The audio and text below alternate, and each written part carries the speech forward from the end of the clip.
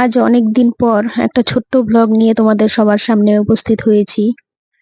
বেশ কয়েকদিন হয়ে গেল আমি অসুস্থ, তোমরা নিশ্চয়ই আশা করি অনেকেই জানো। আমার অপারেশন হওয়ার পর থেকে আমি ঠিকঠাক মতো ব্লগ দিতে পারছি না। শরীর এতটাই অসুস্থ, মানে কি আর বলবো, ঠিকঠাক ভাবে কথা বলতে পারছি না, কোনো কিছু করতে পারছি না, বেড রেস্টে আছি। তাই আজকে অনেকদিন পর মনে হলো যে না, এখন একটু মানে আমার চ্যানেলটা অনেক শখ করে আমি খুলেছিলাম, ব্লগ করব। তো যখনই চ্যানেলটা শুরু করেছি তারপর থেকে একটার পর একটা সমস্যা হয়েই আসছে আমার জীবনে। তো এতদিন ছিল ছোটখাটো সমস্যা, কিন্তু এই অপারেশনটা হওয়ার পর জীবনে বড় একটা সমস্যা তৈরি হয়েছে। জানি না এর শেষ কবে। তবে যে সিচুয়েশনে ছিলাম তার থেকে কিছুটা হলেও এখন একটু বেটার আছি, কিন্তু সেটা কতদিন থাকবো জানি না। এখনো ডক্টরের চেক আপ শেষ হয়নি, হয়তো আরো কিছু অপেক্ষা করছে আমার জন্য। তবে ভাগ্যে যেটা আছে সেটাই হবে। যাই হোক, তোমাদের সাথে কিছু কথা শেয়ার করার জন্য এসেছি। তো চ্যানেলটা টিকিয়ে রাখতে গেলে আমাকে তো ব্লগ দিতেই হতো। জানি না কতদিন টিকে থাকবে। আশা করছি, মানে চেষ্টা করছি যাতে চ্যানেলটা টিকে থাকে, সেই কারণেই মাঝে মধ্যে শর্ট দেওয়ার চেষ্টা করি, কিন্তু সেটাও হয়ে ওঠে না। আসলে শরীর ভালো না থাকলে কোনো কিছুই সম্ভব হয় না। শরীর সবার আগে ভালো দরকার। শরীর মন ভালো থাকলে সবকিছুই ভালো লাগে। আর শরীরে যদি কোনো রোগ থাকে তখন কোনো কিছুই আর ভালো লাগে না। তাই আগের মতো আর সেরকম মোবাইলের সাথে কানেক্ট হতে পারি না। তো যাই হোক, মেয়েকে দিয়ে জোর করে কিছু কিছু ভিডিও করে রেখেছিলাম, সেই ভিডিওগুলি আজকে দিচ্ছি। তো আমি তো কোনো কাজই করতে পারি না, রান্না বান্না তো অনেক দূরের কথা। নিজে স্নান করে জামা কাপড়টাও ধুতে পারি না।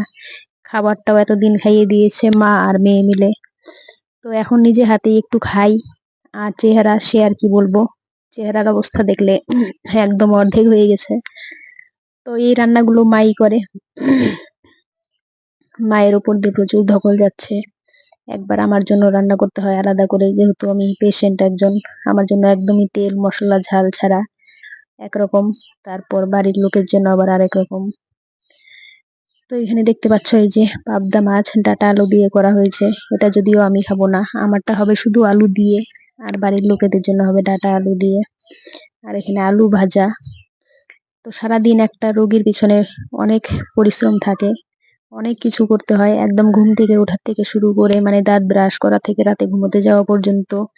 একটা লোকের পিছনে যে কি পরিমাণ খাটুনি, সেটা যারা করে তারাই একমাত্র জানে। তো এই সবকিছুই এখন আমার মা করছে। আর যে কয়েকদিন হসপিটালে নার্সিং হোমে ছিলাম, সে কয়েকদিন দৌড়াদৌড়ি তো আছেই। তো হঠাৎ করে এত কিছু ঝামেলায় যে পড়বো কোনোদিনও ভাবিনি। হয়তো ভেবেছিলাম যে সামান্য কিছু হবে, কিন্তু সেটা যে এত বড় কিছু হয়ে যাবে সেটা ভাবতে পারিনি। এই যে দেখতে পাচ্ছ, সকালবেলা আমি খেতে বসেছি করলা সিদ্ধ, পেঁপে সিদ্ধ, আর এদিকে কুয়াশ ভাজা, আর তার সঙ্গে ঘি।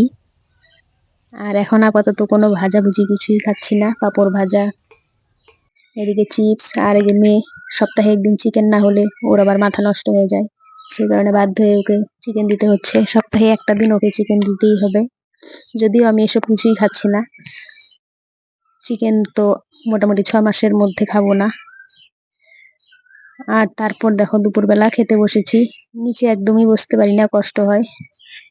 এই যে আলু দিয়ে আমার যে পাবদা মাছ বলছে সেটা দিয়ে ভাত খাচ্ছি। আমার দিকে দেখো একবার, কেমন দেখা যাচ্ছে। আমি মানে নিজের দিকে নিজেই তাকাতে পারছি না, এত বাজে পরিস্থিতি হয়েছে। এই শরীর ঠিক হতে কতদিন লাগবে সেটা মানে দেখে মনে হচ্ছে আমি মনে হয় 6 মাস থেকে খাই না, শরীরে কোনো রকম যত্ন নিই না। মানে এক সপ্তাহেই আমার চেহারা একদম শেষ হয়ে গেছে। তারপর সন্ধ্যেবেলা দেখো আমার জন্য ছানা নিয়ে এসেছে, সেগুলো জোর করে খাওয়ার চেষ্টা করছি। তো যাই হোক, আজকে এতটুকুই বললাম। একটা ভিডিওতে এত কিছু বলা সম্ভব না, এরপর নতুন কোনো ভিডিওতে বলবো।